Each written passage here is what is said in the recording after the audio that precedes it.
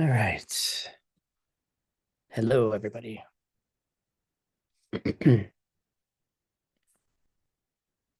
Welcome back.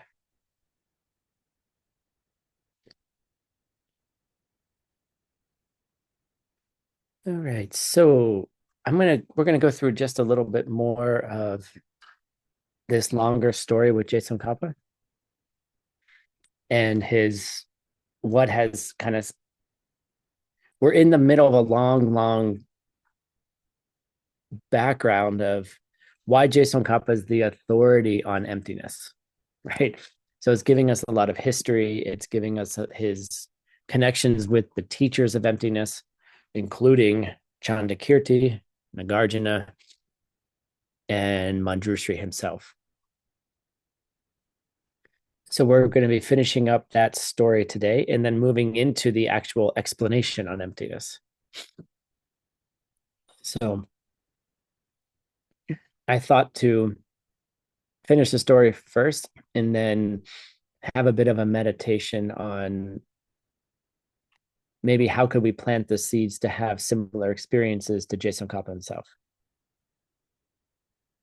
Could we ourselves have visions of Manjushri directly, right? So we don't have to necessarily rely upon others' interpretations or others' words. you know and what would that do? Like what kind of bodhicitta do you need to be able to do that? Okay, what kind of wisdom do you need for that? All right, so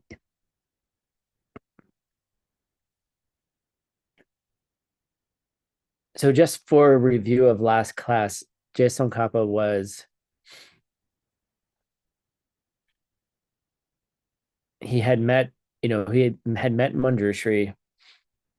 He met a bunch of Indian sages, previous Indian sages, who he then studied and then had deep experiences, including what is suggesting as he saw emptiness directly.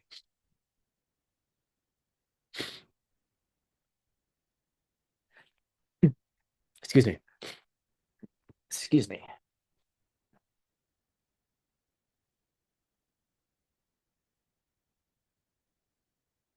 It's allergy season here. All right. So he had all of those explanations.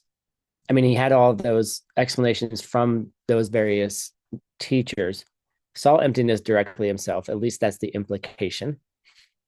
And then he wrote down much of what he studied. Um, he was also very leery of accepting the vast majority of the classical commentaries from India, which did talk about emptiness. He had a lot of reservations about accepting the trustworthiness of them. And I would kind of imagine that, someone saw emptiness directly, you know, they probably would look at a bunch of wrong things and just toss them out the window.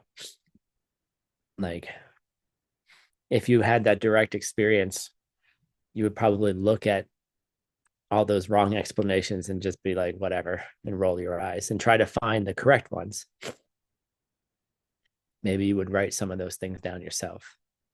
So that's what Jason Kappa was up to. He also wrote something like 20,000 pages of very dense texts. And there's even a description. Is that what's coming up? Yeah, there's even a description of his text coming up later.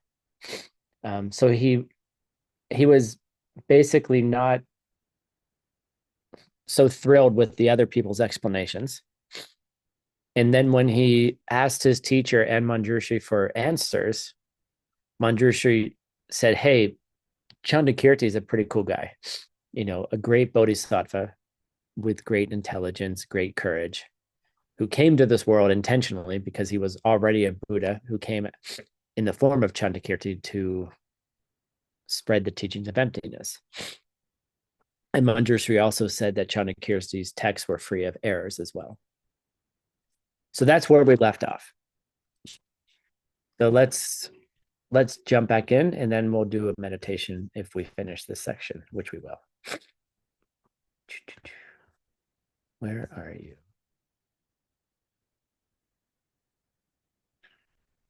All right. You're a translator. You're a translator. Laura, you're not translating right now. No. La, Lagraki. Ooh, let's start with the first word. It's surprising the pronunciation. It's not la. It's da. Da, Mhm. Lagraki, Sunglung, Tang, Lama, Yampa, Changla, Satmar, Separin. Okay. You missed this little guy here. Pei Ah, Chang. nice. Nice correction. Okay. So in the end, Jason Kappa did consider as authoritative Semar both the so we have Shungluk. Shung means scriptures, Luk means system. So it could just mean the text itself. It could mean the scriptural tradition of Chandakirti, the key of Dadrak Chandakirti. So basically, it's whether it's the scriptural tradition or just means the scriptures itself. He considered those authoritative Simar, along with and Lama Jumpe Young. Okay. His teacher, Manjushri. All right. So he's basically saying, Manjushri, you got it. And Chandakirti. So at the end of his entire search, that's where he ended up landing on as his authoritative sources. All right. Next line. Let's see. Launa. Virnet, are you translating? Oh, you are. Oh, you get to sneak. You get to not. You're gonna have to find someone else sometimes so you can read the Tibetan. Let's see here. Who's next? Maria Sihova. Thank you. Um, Che Tsung Rapta Wei Kor Dong Pe Chung Zoom. Ne Chung Nem Nam Larang Chaki Do Sam Sok Che Pe Tse Go Ke Ah, Ka Shin Dok Ka Wa Nyung Wa Shung Ha Chang Ling Ching Tsa Tap Tap Moi Nya Yin Pe Go Wa Sok Le La Mor Mi Ke. nice. So we're gonna have a little fun here with these two words. So you said kawajung. This little owl here is kind of like a French prenasal. So it's almost pronounced Wangjung. It says it gives you a little bit of an N sound here. So Kawangjung, just for your pronunciation edification. And that owl gives us a different sense of tense because Tim is going to look up the tenses right now because I don't exactly remember what they are. Um, so this is the present tense. So kawangjungwa. Without the ao, it's the past tense. Just so that little sound will give us a different meaning. And good job. Nice reading. don't know how you got so good so fast. All right. So what did we just talk about? We talked about that he accepted Chanakirti and Jason or Chanakirti and Manjushri as the teachers, as his teachers. And so Rangchak, okay. Does anyone know what Rangchak means?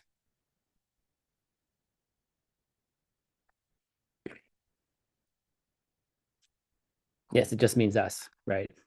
Like us guys, us people, right? So when we're talking about us, right? When we're so here, the teaching or the scriptures, right? The scriptures which contain the teachings of correct worldview, all right, by Jason Kappa, all right. So when we're getting his great teachings on emptiness, us guys, Rangchak, and what's beautiful about Pabonka Rinpoche is he has this way of being like, I'm like you guys. You know, you and me are just the same, right? Which is such a beautiful thing to come from such a high practitioner.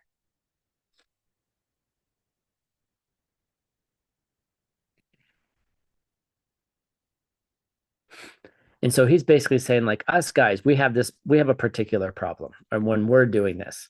So he's not putting himself above everybody. He's just saying, yeah, I'm just reporting to you what's going on. That might be a little suspicious. But so us guys, right?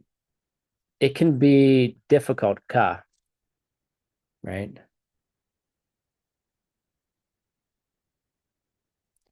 To listen to and some to think about them, etc. All right. It can be very difficult to listen. It can be very difficult to think about them.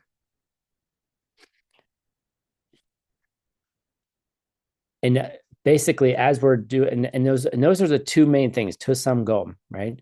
Listen, think, and then meditate. So it can be difficult to listen and mull over in your mind what their possible meanings are. And it would be very difficult to understand them as well. It is very difficult. Here's your present tense, chungwa. Difficult to understand those scriptures, right? So he's saying, look, guys, even me, Pabonka Rinpoche, I'm not Pabonka Rinpoche, right? Pabonka Rinpoche is saying it's hard to listen to them, to think about what it possibly means, much less to be able to understand them properly. And our understanding of them does not come easily, lamor. Why doesn't it come very easily? Because the texts these texts, shung, are heavy and profound. Okay. So the presentations are very, very deep. So anytime you read Jason Kappa, and Geshe has talked about this a lot, every word is loaded. It's incredibly difficult to read. 20,000 pages of very intense, accurate text, if it's true that he saw emptiness directly and he's talking about it and he met Manjushri and all these things, it's going to be difficult to explain, right? So he's saying, look, guys, don't worry, not that hard. I mean, no, how to say this? He said, don't worry, guys, even I have a difficult time. You know, and I think that's a really great attitude to take as a teacher, right? On one side of it, I think it's very humbling, right? Pabonka Rinpoche also happens to be the primary lineage holder of, the 20th century of Vajrayogini. For example, he happens to write a lot of the commentaries along with Nucho Dharma Vajra, which are very clear coming from his direct experience. Right, so here's this great Lama who's very well known. Thousands of people show up to this teaching. He was quite controversial because he taught the normal people. He wasn't just teaching to the monastery folks, who has written tremendous commentaries on, I don't know, probably one of the most profound Uttara Tantra, the Anuttara Tantra practices. And yet he's like, us guys, wrong Chuck. Us guys have a little bit of difficulty with this. Right. And I think that's a great tactic as a teacher as well. Just, be humble, because your realization, the difference between the realizations you've had and most other people are not that much different. So maybe take some of the specialness out of you. Not because you're not special, but the seeds to be able to get there are probably to become try to be like a normal person anyway, to help others. Maybe. Let's see, who's next? Ludmila.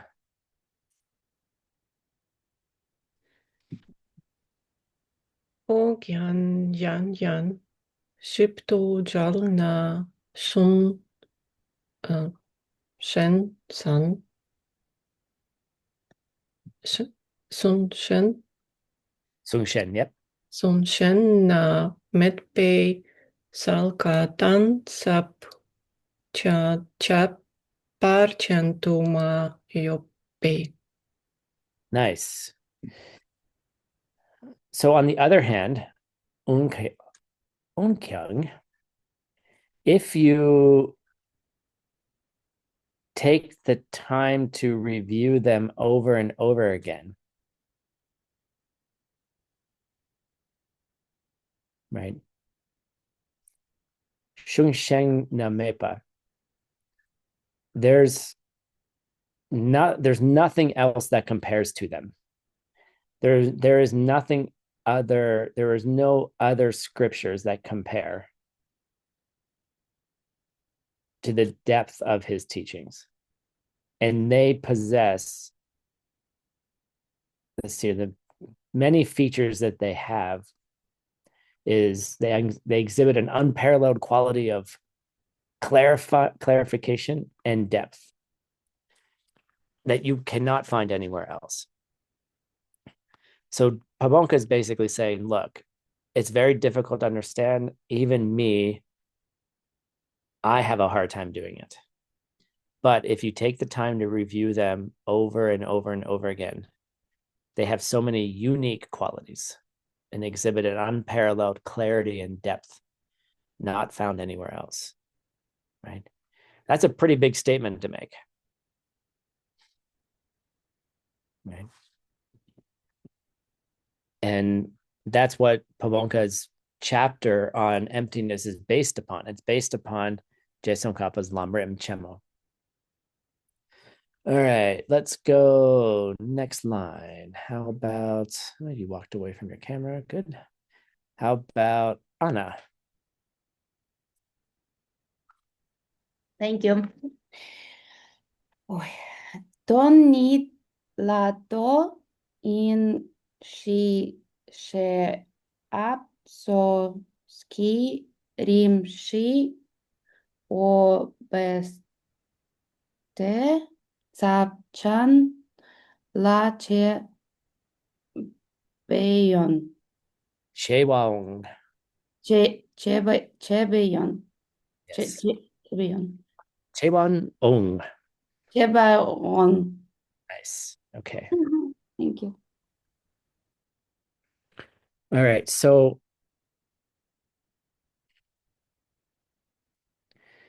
Geshe Kappa's texts are greater than others. All right. And he's even used the word sub, like more powerful. So they're vastly more powerful than others in giving us an understanding of emptiness. And they will take us step by step, gradually. Rimshin, right? Could mean like LAMRIM, like step by step. And that will bring on, okay, a kind of wisdom, right, will bring on profound states of wisdom. So we have Sherab Sok, so Sherab, and many other things. So many other types of wisdom. Firstly, it doesn't mean firstly, but it's the idea that it'll first bring on the wisdom that comes from listening to the teachings. Right. So he's making a big claim here that Geshe Kappa's works are more powerful than any other work there is on emptiness, Tompani. And then they will gradually, step by step, bring you subsequently to deeper and deeper states of wisdom. First, beginning with the wisdom that comes from just listening to the teachings. And I think this is a really powerful thing for us to think about, is the wisdom that comes just from listening. Like I can see Mike in Baltimore sitting there on his couch, right? Like listening, right? What does listening mean, right? Yeah. Okay. You're hanging out on Zoom, you're listening to class, you're reading some words on the screen, you're participating.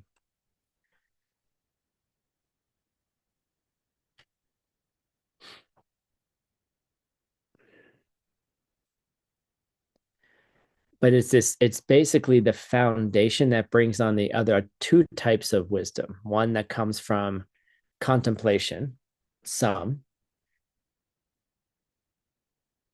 which is more inferential knowledge, is what they're saying. Is so like the first is you're just listening, you're like pulling in information. The second part is you're contemplating it, you are thinking about it, you're making inferences, you're putting all the pieces together. And then the third type of wisdom that comes from meditation, right? And it comes from when you cultivate shamatha and vipassana, when you cultivate single pointed meditation and insight, and you start using emptiness as the object of meditation. So I want to go back a little bit. So it's to samgom, right? If listening is not actual wisdom, like it's not knowledge, then why do we consider it a wisdom? It's to samgom, listening, contemplating, meditating.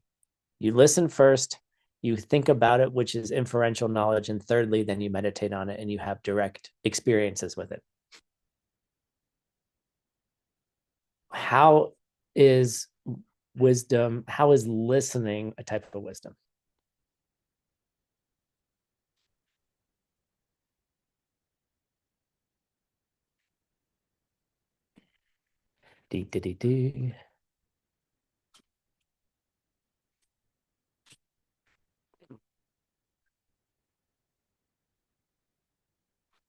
I like that, how it gets in the door. It's the seed, plants the seed.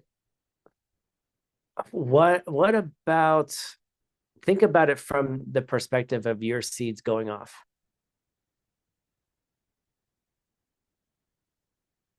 Think about it. You're smart enough to know you to listen to it. Maybe.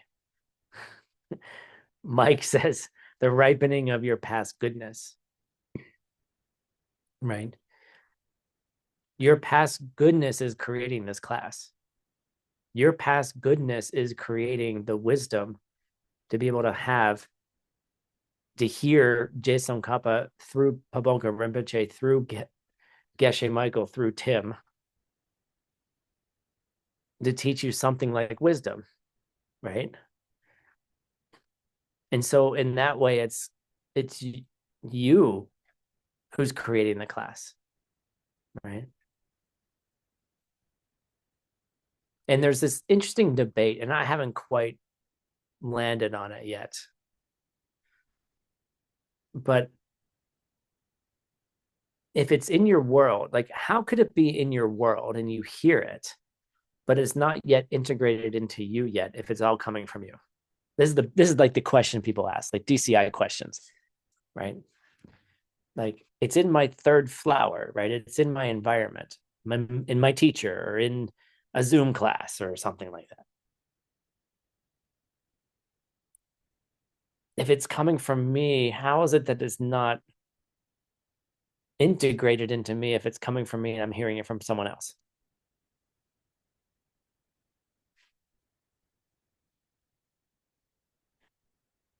This is the kind of things we do in emptiness chapters.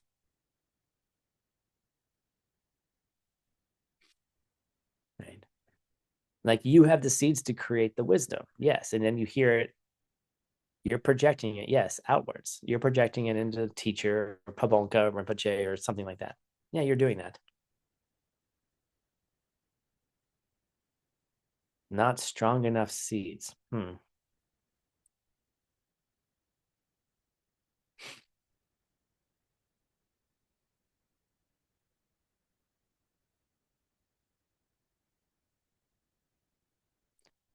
Maybe it has to do something with the wisdom of understanding where things are coming from. Maybe it has to do with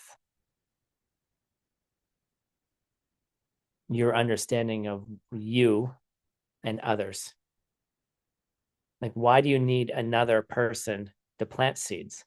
Why do you need another person for seeds to ripen through? I don't know. It hasn't integrated in the perception of self. I don't have the answer.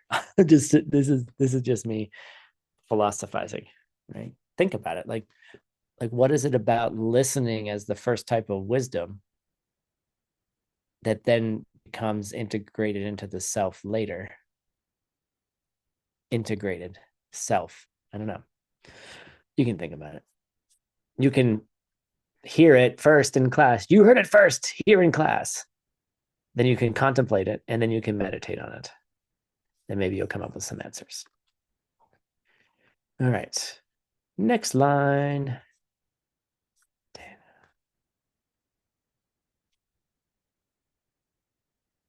Oh, no, we're going to pause. This is the perfect place to pause for a meditation. Okay. We've just finished Jason Kappa's story. Now we're going to move on to the actual description of emptiness. But first, we're going to interrupt today's programming for a meditation because I think it's an interesting idea that how could we plant the seeds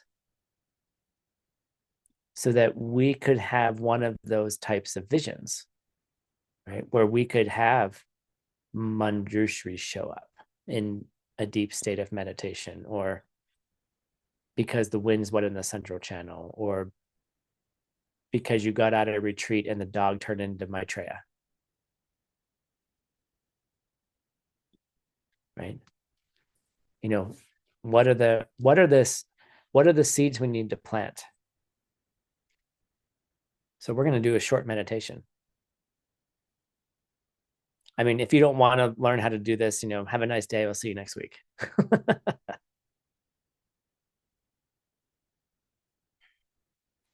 All right, let's close our eyes.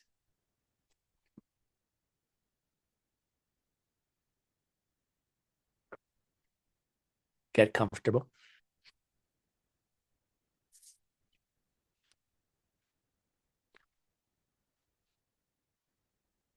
And once you settle in, come into the sensations of your breath.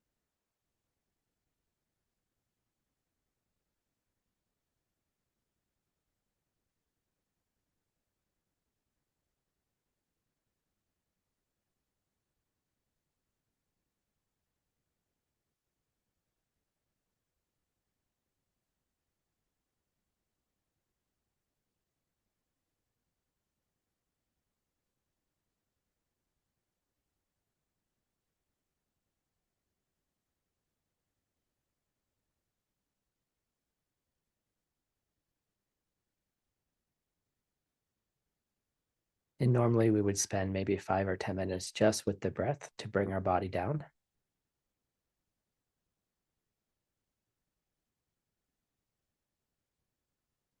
And you can do that on your own when you practice.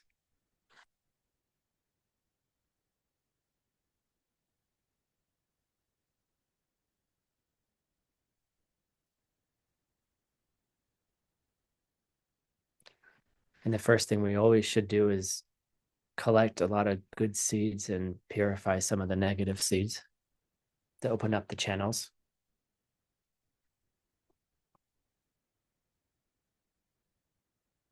So bring someone to the meditation. It can be a teacher, or it can be someone that you admire, someone that you have great respect for.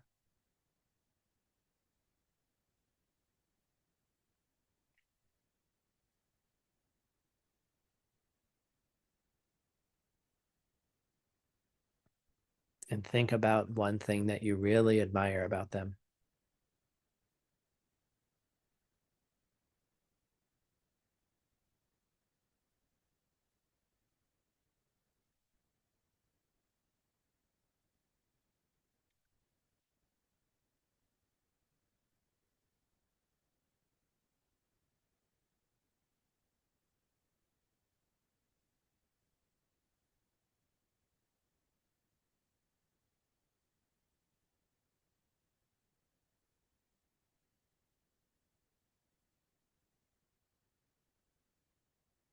And really cultivate a feeling of, let's say, joy, happiness, maybe even a bit of bliss, that they have that quality, and then it's in your world.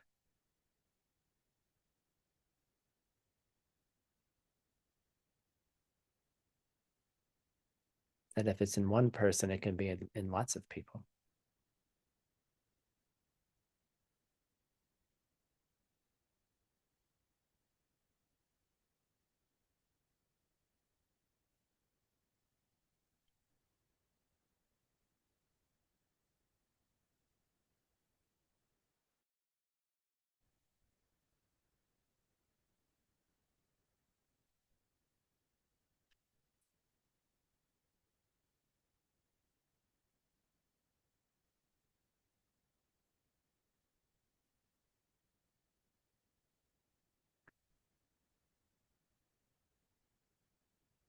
And then make them an offering.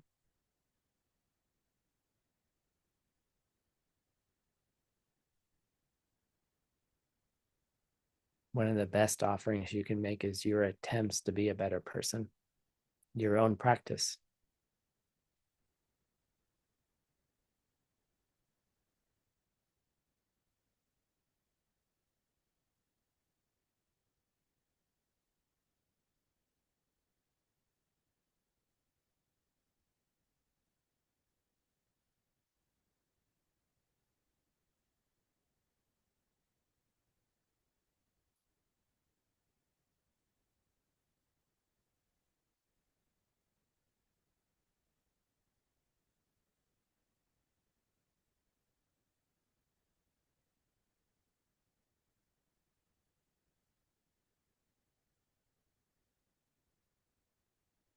And then because we're still practicing, we do make some mistakes.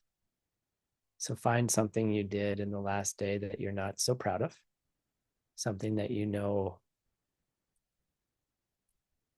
had planted the seed to be an obstacle to you reaching your highest goals.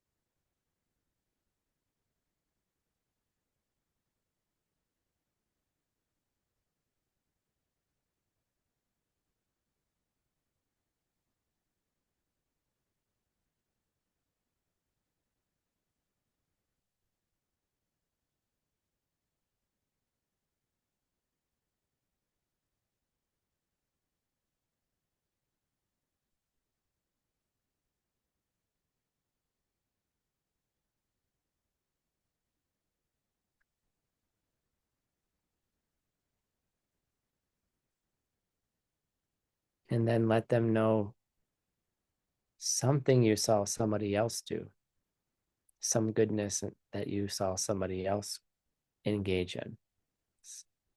Maybe you saw somebody helping or assisting somebody else.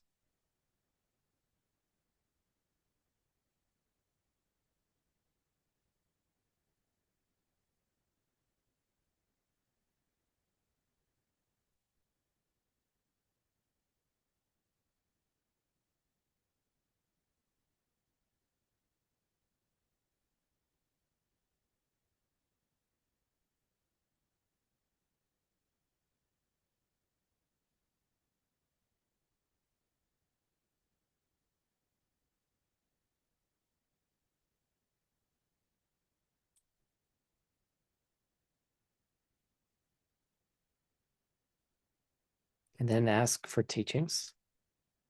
Ask for all the things that you need, even the difficult teachings.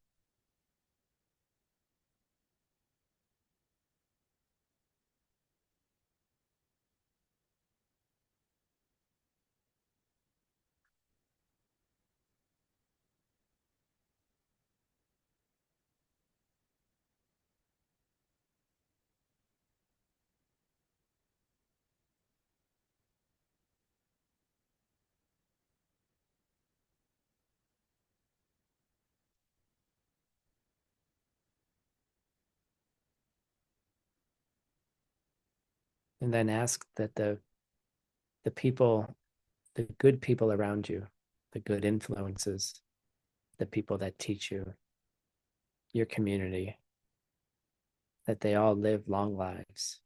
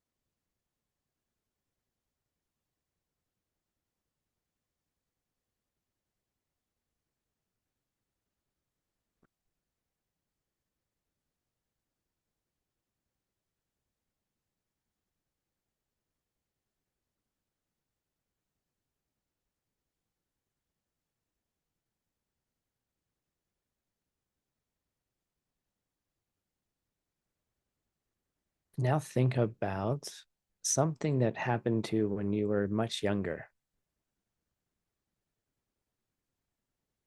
Maybe something that in your childhood, or maybe when you were a teenager, where somebody hurt you. Maybe somebody yelled at you, criticized you, made fun of you, or you were extremely embarrassed or something like that.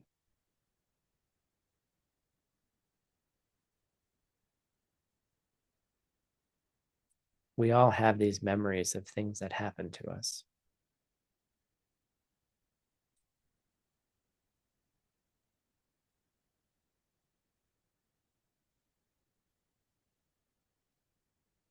the things that shaped us and made us who we are today.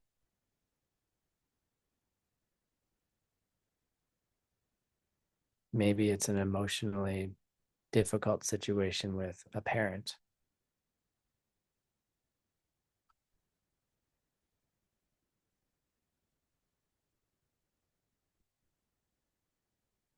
Maybe their negative behaviors have influenced your behaviors now. Choose one thing.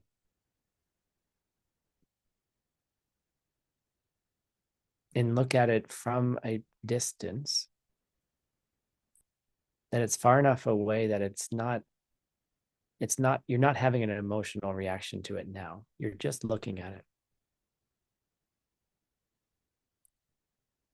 And what I oftentimes do in these sometimes emotionally charged situations is I imagine I'm sitting on a beach and the incident or the person is really far away.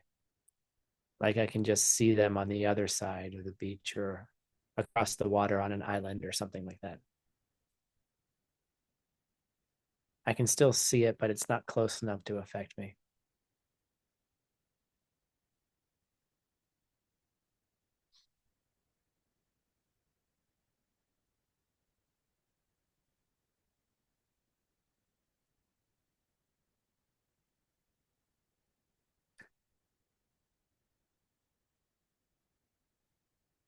And start searching through your memory of how you felt,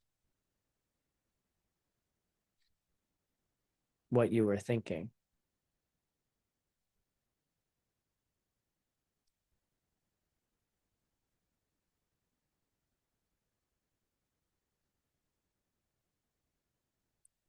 Don't judge it. Don't try to change it.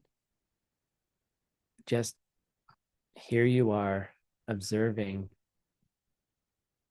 your experience of something that happened a long time ago.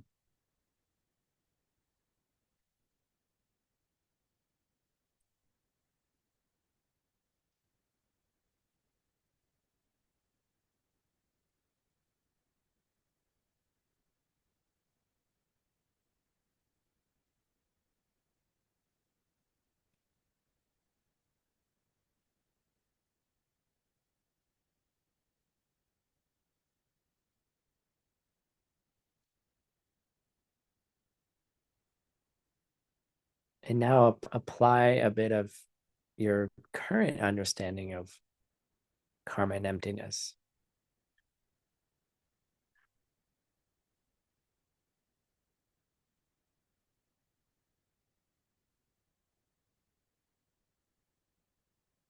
Being like, oh,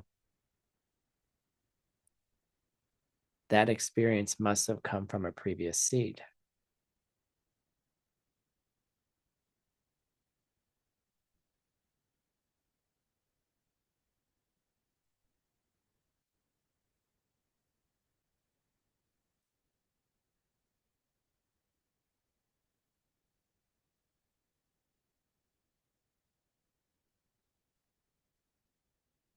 In the way that I saw that and experienced it came from a previous seed.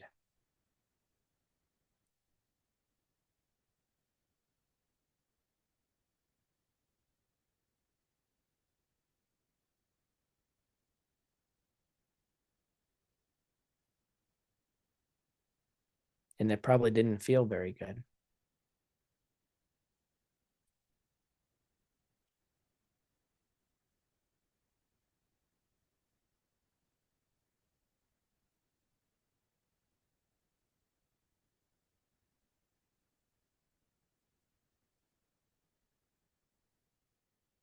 And then ask yourself the question, did that event, how did that event bring me to where I am today in this meditation?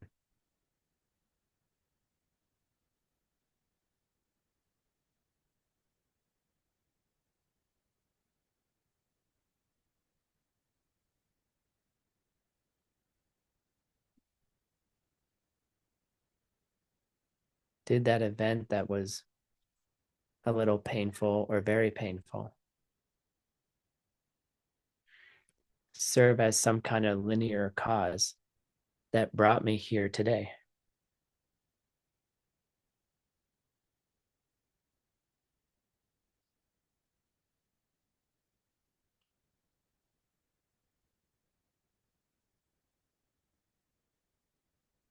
Because today I'm thinking about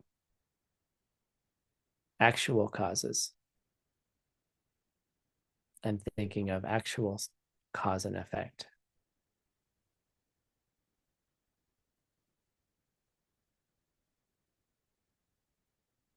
I have wisdom right now.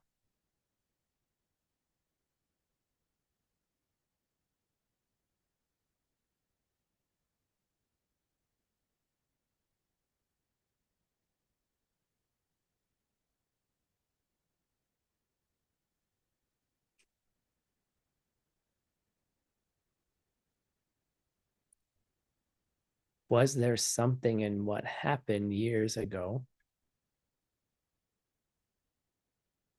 that maybe wasn't self-existently bad?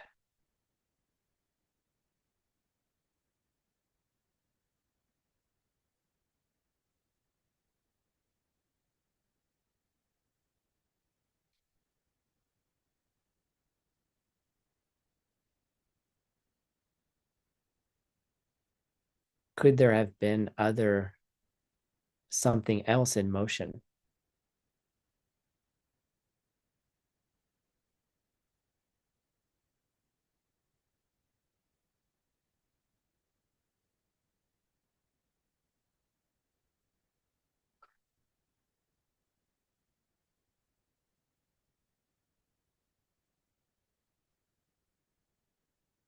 Who was that person that hurt us?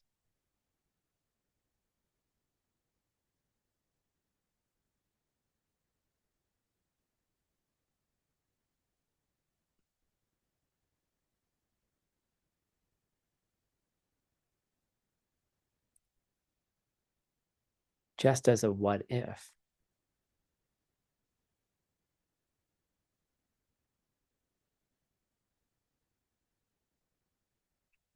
What if that person was not who they appeared to be?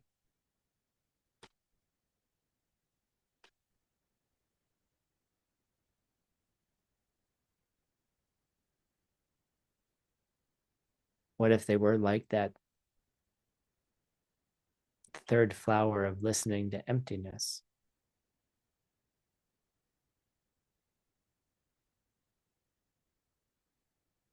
What if they were someone special who was helping you plant the seeds to be able to have wisdom?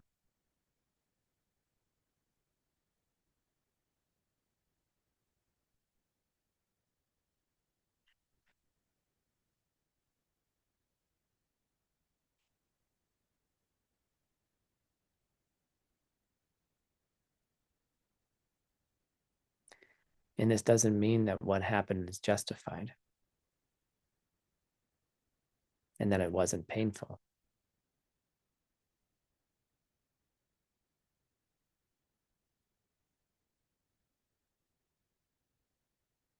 We did experience pain. We did experience hurt. We were hurt.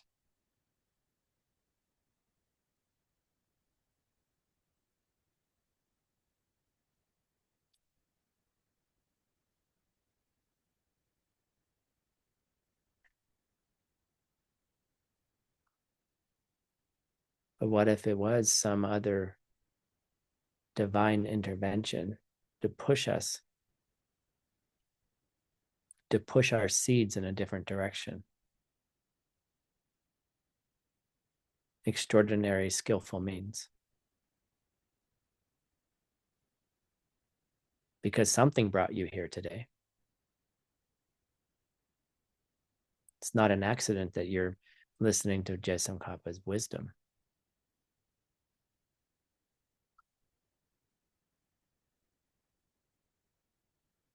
The wisdom of an Arya, someone who has seen emptiness directly.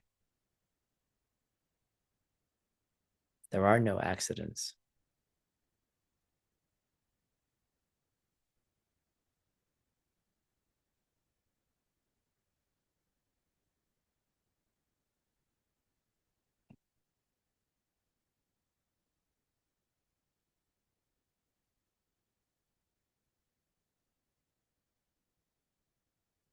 So who was that person? Was it the person that hurt you from the outside?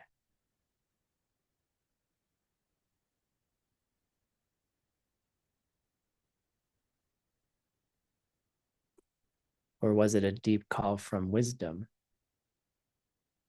from you to kick yourself into wisdom?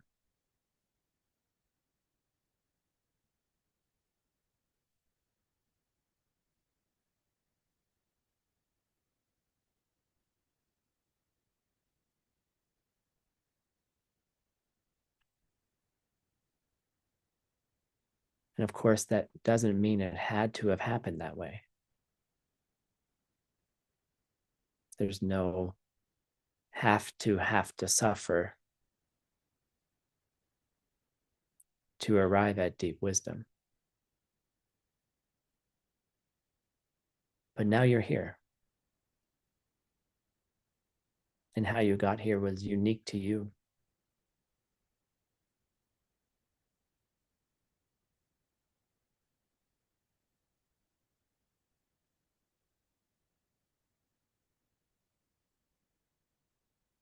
And maybe suspecting that emanations of wisdom were there all along.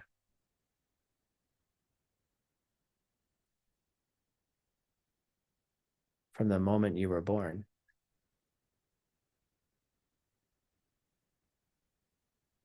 Taking you each step of the way.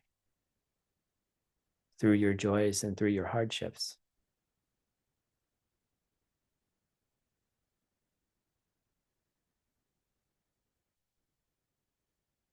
So take the next couple minutes to go through some of those major events of your life.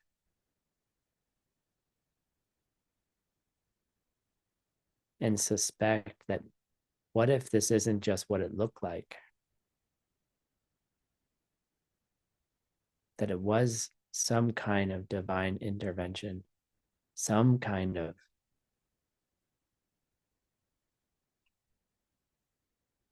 emanation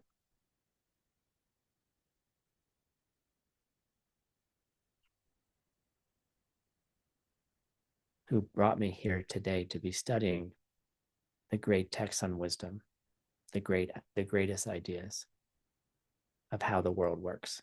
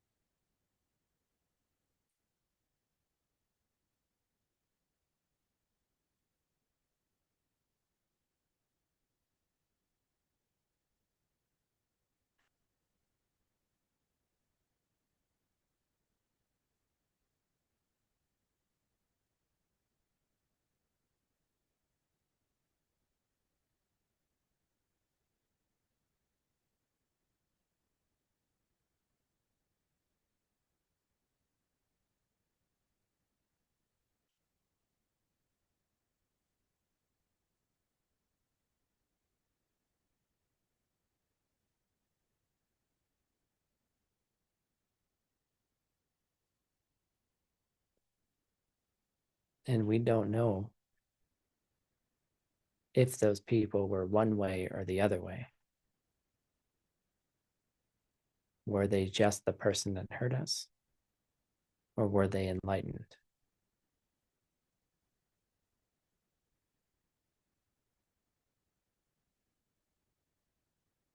Just like the stick, is it a chew toy or is it a pen? Which way is it, really?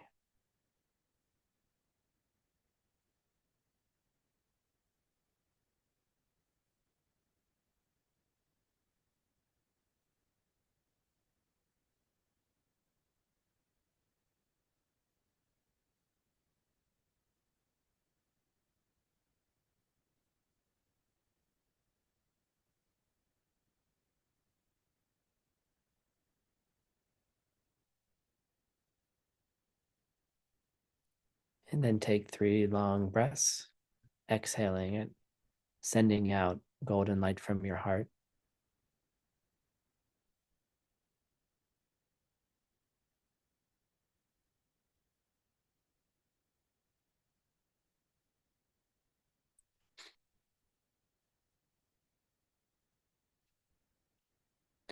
And when you're ready, you can open your eyes.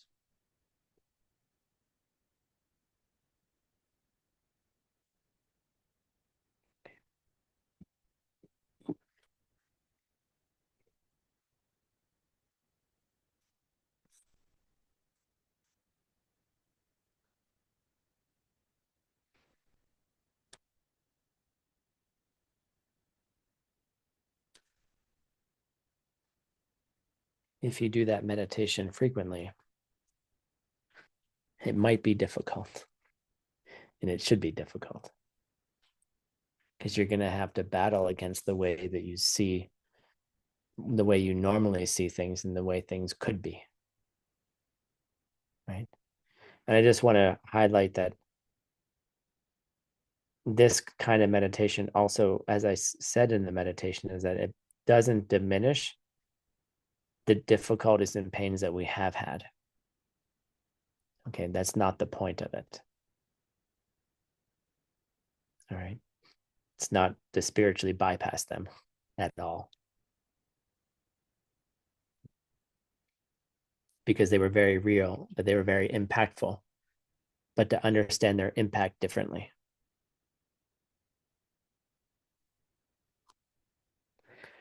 All right. We have one more little line here, and then we'll finish up for today. Mike, can you read this line, please? Starting with Tene. Tena, sorry. Tena dalan jelame gongpa shir shakte dordu shuna dirdang pogang saki dakmed tenlam bep sulsong pani. Okay, so from all of this, everything we just heard, leading from all of this introduction, now we're going to get a brief description, which is like 10 pages of, I think it's 10 folios, a brief description which sets forth the foundation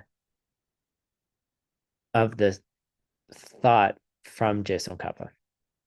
All right. And there's this cool verb here that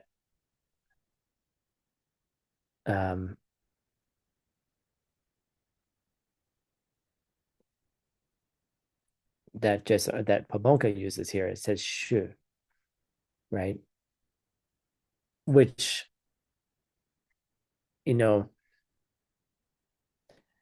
speak from above. Hold on, I didn't check something out here. So it's basically saying, I will be informing you about this, but in a very kind of honorific way. Basically addressing the audience as a superior, saying, I will now deign to give you a brief description of what I understand of Geshe Kappa's ideas.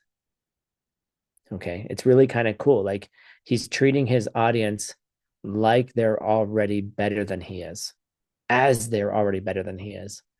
That he's saying, look, I already know you understand this, and I humble myself before you to try to teach you something about Geshe Kappa. Right? It's really kind of cool.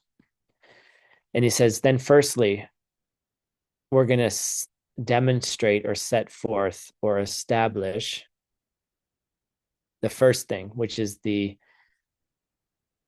lack of self-nature to the person. So that's where we're going to start next class. We're going to start investigating the lack of self-nature to the person. And what ends up being cool, I did all this prep already. There's a section where he talks about the 7-step reasoning of emptiness to prove emptiness. And I went and got all the arguments from the emptiness meditation book of those 7 different proofs of emptiness, which come from Nagarjuna as well. So we're going to translate those and include them in our footnote So that's going to be coming up in next class. So we're going to take a detour, which is pretty much what we do anyway. So cool. Thank you all very much. Thanks for joining. We'll see you on Thursday. Work with that meditation. Cool things can happen if you understand where all of everything's coming from anyway. All right. Have a wonderful day, everybody. Thank you for coming. Very much appreciate you. Thank you, interpreters. Thank you, recorders. Thank you, everybody. And we'll see you on Thursday morning. So please say goodbye to each other. And yep, we'll see you on Thursday. Thank you so much. Thank you so much. Thank you so much. До побачення Beautiful усім. meditation. Thank you. Have a good day. Анна, дякую за переклад. Дякую. Thank you for teaching. Дякую. Всім дякую щиро. Дякую.